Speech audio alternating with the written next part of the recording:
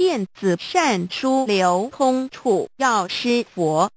又作药师如来药师琉璃光如来大医王佛医王善事12愿王，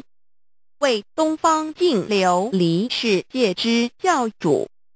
据药师琉璃光如来本愿功德经载，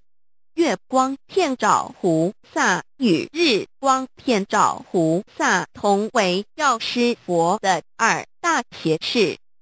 此佛于过去世行菩萨道时，曾发12大愿，愿为众生解除疾苦，使具足诸根，导入解脱，故依此愿而成佛，住净琉璃世界。其国土庄严如极乐国。此佛是远不可思议。若有人身患重病，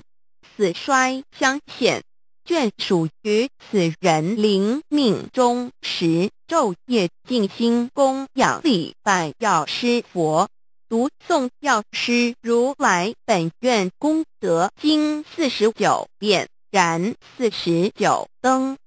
扫49天之5色彩幡，其人得以苏生去命